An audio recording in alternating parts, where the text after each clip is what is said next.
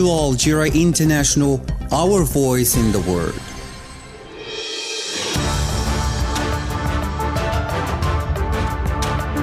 This is the English service of Radio Algeria International. It's time for the news. Algeria's permanent representative to the UN, Ammar Benjama, has said that the Security Council must act resolutely to impose a ceasefire in Gaza in order to put an end to the collective punishment of the people. And the spokesman for the Palestinian presidency, Nabil Abu Rudaina, has said that the remarks made by the Zionist official who called for the annexation of the West Bank are contrary to the United Nations resolutions, asserting that 2025 will mark the building of an independent Palestinian state. And the 8We+ group has called in New York on the parties to the conflict in Sudan to agree without delay on a ceasefire to lay the foundations for a meaningful political process and guarantee the protection of civilians in the country. And those were the major developments. Now the full news edition. Good afternoon. The President of the Republic, Abdelmajid Tebboune, has extended his sincere condolences to the family of the war veteran Mohamed Mazouni. Late Mohamed Mazouni was officer of the National Liberation Army and former government member. The Speaker of the Council of the Nations, Salah Gujil, has chaired an enlarged meeting of the Council's Bureau devoted to the examining of the Council's work agenda for the period from 13 to 16 November, dedicated to the study of the draft finance law for the year 2025. And Algeria's permanent representative to the UN, Ammar Benjama, has said that the Security Council must act resolutely to impose a ceasefire in Gaza in order to put an end to the collective punishment of the people there.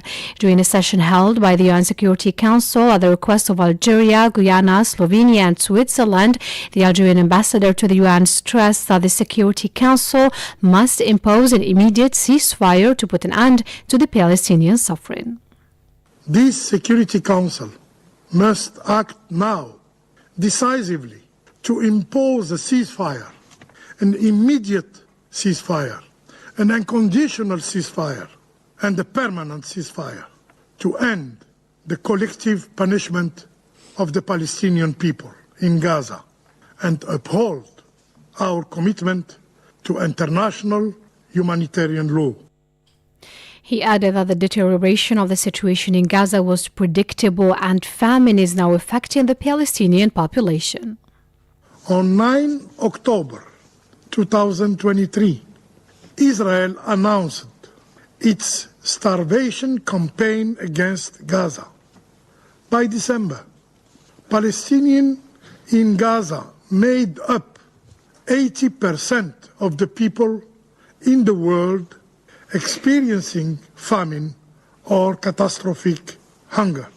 Never in post-war history had the population been made to go hungry so quickly and so completely. End of quote. This chilling report underscores the gravity of the deprivation inflicted on Palestinians, particularly in northern Gaza, where people are literally dying from starvation, from famine.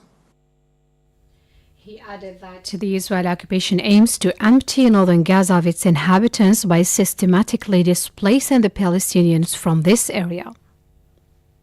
Today, words cannot capture the horror endured by civilians in Gaza, especially in the north. The intent behind these policies has become starkly clear. Empty northern Gaza of its inhabitants. This is not a mere speculation.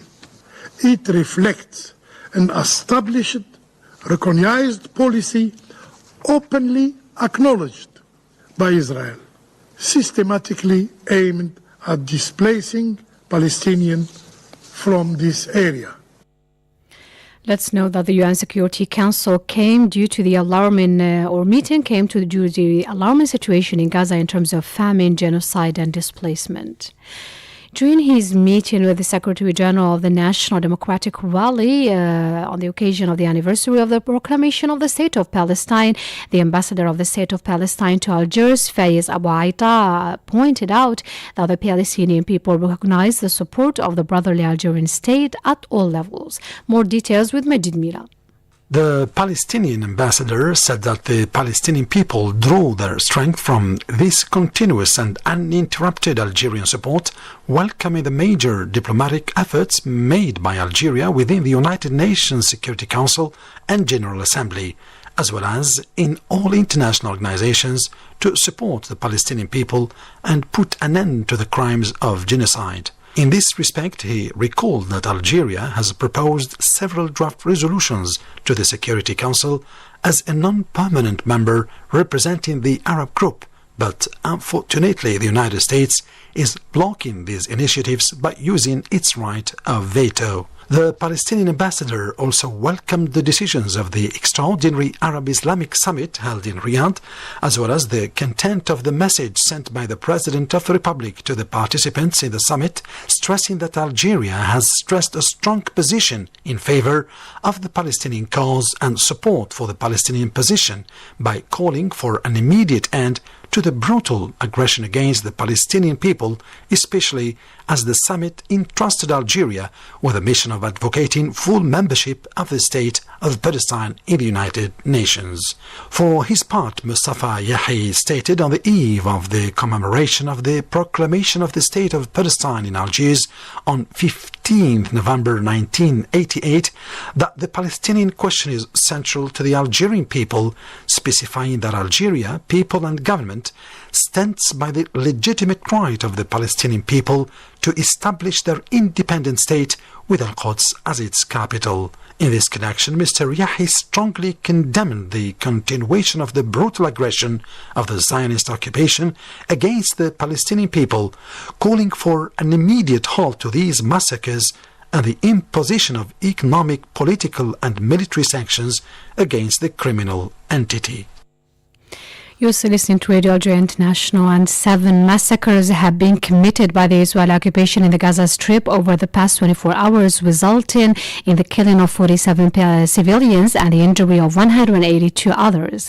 The number of people killed since the start of the Israeli aggression on the Gaza Strip has surged to 43,712, the majority of whom are children and women. The Commissioner General of the United Nations Relief and Works Agency for Palestine Refugees, UNRWA, Philippe Lazzarini, has called for the support of the UN General Assembly to ensure that the UN agency is able to fulfill its mandate, warning once again that the dismantling of UNRWA will have a catastrophic impact on the international response to the humanitarian crisis in Gaza. Said Boughazi. In a letter sent to the President of the UN General Assembly, Philemon Young, Philippe Lazzarini wrote, on 7 December 2023 and 22 February 2024, I wrote to the President of the General Assembly that UNRWA's ability to implement its mandate was under threat. Today I must inform you that the agency is under such physical, political and operational attack unprecedented in the history of the United Nations that the implementation of its mandate may become impossible without decisive action by the General Assembly. He continued, the people of Gaza say that UNRWA is the only pillar of their lives still standing. UNRWA has helped ensure Gaza's survival so far, keeping alive the hope of a political solution. However, the adoption by the Zionist entity of 2 laws on UNRWA effectively deprives UNRWA of the protections and means essential to its operation. This legislation comes after a year of blatant disregard for the lives of UNRWA staff, its premises and its humanitarian operations in Gaza, and after intense diplomatic campaigns by the Zionist entity targeting UNRWA donors with disinformation in order to undermine its funding, the UNRWA boss recalled. He went on to warn, this development is likely to lead to the collapse of UNRWA operations in the West Bank, including occupied Al-Quds and in Gaza, and to seriously compromise the entire UN humanitarian operation in Gaza, which is based on the UNRWA platform. In the absence of any viable alternative to the agency, these measures will exacerbate the suffering of the Palestinians. Furthermore, he continued, violence is escalating in the West Bank, where the destruction of public infrastructure is inflicting collective punishment on the civilian population. The war has spilled over and intensified in Lebanon. The dismantling of UNRWA will have a catastrophic impact on the international response to the humanitarian crisis in Gaza, warned Lazzarini, adding, it will also sabotage any chance of recovery. You still listen to Radio Algeria International. The spokesperson for the Palestinian presidency, Nabila Bourdaina, has said that the remarks made by the Israeli official who called for the annexation of the West Bank are contrary to United Nations resolutions asserting that 2025 will mark the building of an independent Palestinian state. Bourdaina considered that the latest Zionist calls for the annexation of the West Bank defy the international community and its resolutions, notably the United Nations General Assembly resolution concerning the implementation of the decision of the International Court of Justice. Bourdaina held the Zionist occupation authorities fully responsible for the repercussions of these dangerous policies, which risk leading the region towards total upheaval. The presidential spokesman called on the countries of the world to force the Zionist entity to abandon its dangerous ambitions by taking concrete measures against it, such as reconsidering their relations with it and suspending its membership at the UN. Meanwhile, the Organization of Islamic Cooperation, OIC, has strongly condemned the remarks of the Zionist official who called for the annexation of the West Bank. In a statement, the organization underlined that the presence of the Israeli occupation and its policies based on aggression, colonization, displacement, annexation, destruction, and ethnic cleansing are all illegal measures and have no effect under international law. The OIC warned against the danger of continued incitements and organized terrorism practiced by the occupation rulers and extremist settlers against the Palestinian people, their land, and their holy places. The organization also called on the international community to recognize the state of Palestine, to support its full membership at the UN, and to take the necessary measures to put an end to the occupation and illegal colonization in the occupied Palestinian territories.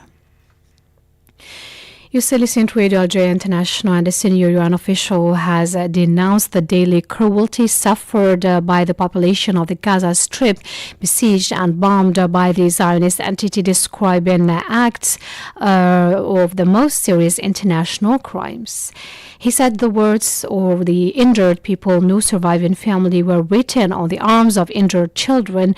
Most of Gaza is now a field of ruins, and also highlighted the progression of hunger. And to Lebanon now, at least 16 people have been killed and around 36 others wounded following Israeli airstrikes carried out in the southern part of the country. You still listen to Radio Algeria International, and to Western Sahara now. The second edition of the International Seminar on Solidarity and Cultural Exchange for Peace in Western Sahara has opened at the Ismail Camp for Sahrawi refugees under the sign Freedom and Justice for All at the initiative of the Bridges of Peace Foundation. The details with Said Bouazi. In a speech at the opening of the meeting, the Minister of Culture of the Sahrawi Arab Democratic Republic, Moussa Selma, expressed his wish before an audience of foreign delegations in solidarity with the Sahrawi people to see this seminar constitute a link of thought, culture and dialogue in the service of the causes of oppressed peoples, including those of the Sahrawi and Palestinian peoples. The president of the Bridges of Peace Association, Youssef Mishriya, told the APS that the organization of this seminar in the current regional context was an opportunity to send out a strong message from Algeria and free men throughout the world to affirm that rights are inalienable, that the Sahrawi people's cause is just, and that Western Sahara is the last colony in Africa. For his part, the chairman of the American delegation, Adam Henley, described this international meeting as an opportunity to draw inspiration learn from the rich experience of the Sahrawi people. During this encounter, which took place at the headquarters of the Union of Sahrawi Women, the participants highlighted the aim of the meeting, which is intended to be a forum for disseminating the values of peace and security aspired by the peoples of the world and to strengthen actions of solidarity with just causes throughout the world. Delegations from Algeria, the United States of America, Austria, Germany, France, and Kenya are taking part in the seminar, which runs until Thursday, according to the organizers. You're still listening to Radio Algeria International, and among the participants in the COP29 are Sahrawi activists who are campaigning under the slogan Morocco's green is stained with blood, aimed at defending human rights and the environment so as to denounce the Moroccan occupation policies within international organizations. As here is what he said on this occasion. Sahrawi activists are taking part in the United Nations Climate Change Conference held in Baku, the capital of Azerbaijan. This Sahrawi participation represents a campaign launched by Sahrawi activists defending human rights and environment with the support of national and international organizations under the slogan Morocco's green stained with blood, and is intended to expose the practices of the Moroccan state, which uses the United Nations Climate Change Conferences to polish the image of its occupation of Western Sahara by including projects inside the occupied Western Sahara that have not been approved by the Sahrawi people, and these projects are also used to support and improve the plundering of natural resources such as sand, phosphate, agriculture and fisheries.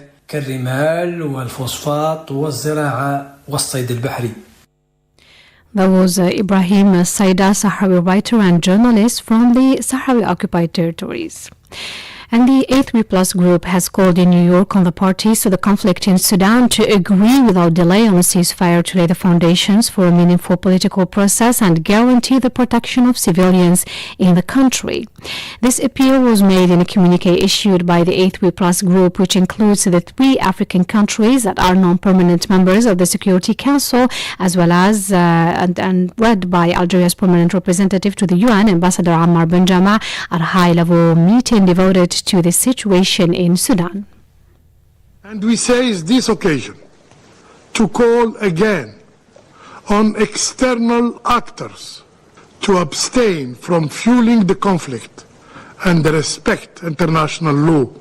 The persistent foreign interferences in the Sudanese conflict could be one of the main factors of the failure of all peace efforts. Mr. Ammar Benjama concluded his speech by again calling on the Sudanese parties to put the interests of their country first and above all other considerations. You're still listening to Radio Algeria International, and I invite you now to listen to our economic program compiled and presented by Said Bouazi. Hello and welcome to our weekly program devoted to Algerian